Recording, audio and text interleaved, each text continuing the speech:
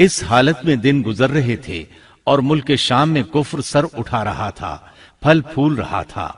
زیادہ زور لبنان کے علاقہ جات میں تھا، وہاں نئے سرے سے بتوں کی پوجا شروع ہو گئی تھی۔ اللہ کی طرف سے ہدایت آ جانے کے بعد وہ پھر سے خباثتوں پر اتر آئے تھے۔ ان حالات میں بعلبک شہر میں بنی اسرائیل کا ایک ایسا گروہ ظاہر ہوا جنہوں نے ایک بت ایجاد کیا، اس کا نام بعل رکھا۔ اسی کے نام پر شہر کا نام بعلبک ہے۔ اللہ تعالیٰ نے ان کی طرف معزز پیغمبر الیاس علیہ السلام کو مبعوث فرمایا۔ آپ کا سلسلہ نسب یوں ہے: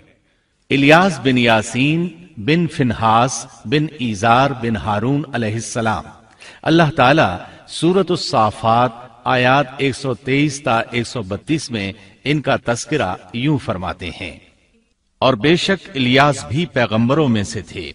جبکہ انہوں نے اپنی قوم سے فرمایا کہ تم اللہ سے نہیں ڈرتے، کیا تم بعل نامی بت کو پکارتے ہو اور سب سے بہتر خالق کو چھوڑ دیتے ہو، اللہ جو تمہارا اور تمہارے اگلے تمام باپ دادوں کا رب ہے۔ لیکن قوم نے انہیں جھٹلایا، پس وہ ضرور عذاب میں حاضر کیے جائیں گے، سوائے اللہ کے مخلص بندوں کے۔ ہم نے الیاس کا ذکر خیر پچھلوں میں بھی باقی رکھا کہ الیاس پر سلام ہو، ہم نیکی کرنے والوں کو اسی طرح بدلہ دیتے ہیں،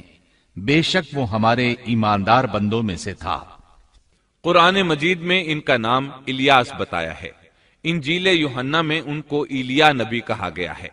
بعض آثار میں ہے کہ الیاس اور ادریس ایک ہی نبی کے دو نام ہیں، لیکن یہ بات درست نہیں، کیونکہ اول تو یہ آثار سند کے اعتبار سے قوی نہیں، دوسرا یہ کہ قرآن مجید نے سورۃ الصافات اور سورۃ الانعام میں الیاس علیہ السلام کے جو حالات اور اوصاف بیان کیے ہیں، ان میں کسی ایک جگہ بھی یہ اشارہ نہیں ملتا کہ الیاس علیہ السلام کو ادریس بھی کہا جاتا ہے، اور نہ ہی سورۃ الانبیاء میں جہاں ادریس علیہ السلام کا تذکرہ ہے کوئی ایسا اشارہ ملتا ہے کہ ان کو الیاس بھی کہا جاتا ہے۔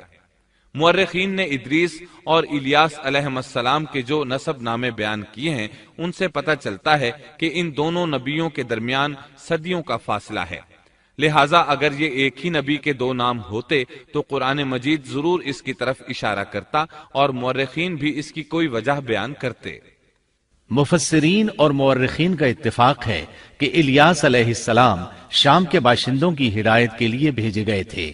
اور مشہور شہر بعلبک ان کی رسالت و تبلیغ کا مرکز تھا۔ الیاس علیہ السلام کی قوم مشہور بت بعل کی پرستار تھی اور توحید سے بیزار اور شرک و کفر میں مبتلا تھی۔ اللہ کے برگزیدہ رسول الیاس علیہ السلام نے ان کو سمجھایا اور راہ ہدایت انہیں دکھائی، اور بت پرستی کے خلاف انہیں واعظ و نصیحت کی اور خالص توحید کی جانب انہیں بلایا۔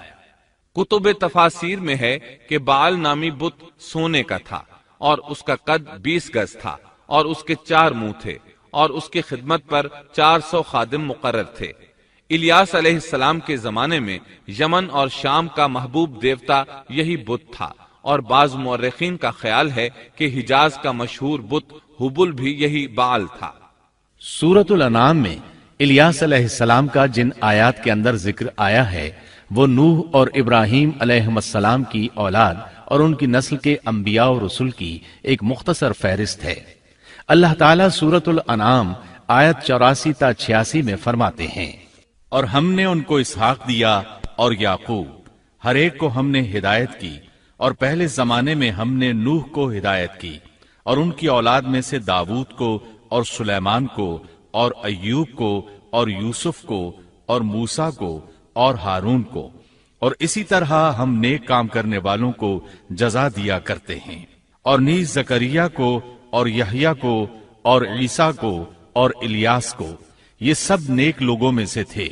اور نیز اسماعیل کو اور یسع کو اور یونس کو اور لوط کو، اور ان میں سے ہر ایک کو تمام جہان والوں پر ہم نے فضیلت دی۔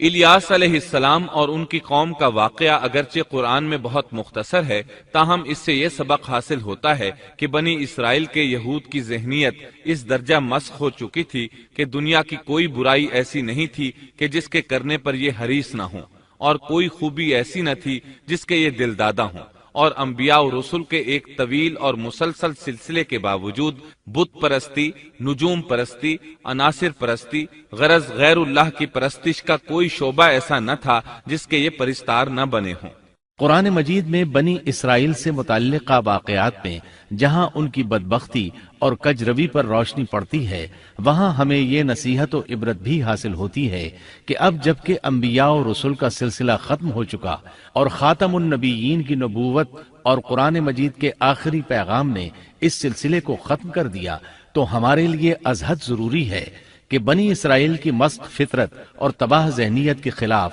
احکام الہی کو مضبوطی سے پکڑیں اور ان میں ہیلہ سازی اور ٹیڑھ پن سے کام نہ لیں، ان کی خلاف ورزی کی جرات نہ کریں، اور ہمارا شیوا سپرد و تسلیم ہونا چاہیے، نہ کہ انکار و انحراف۔ اسلام کے یہی اور صرف یہی معنی ہے۔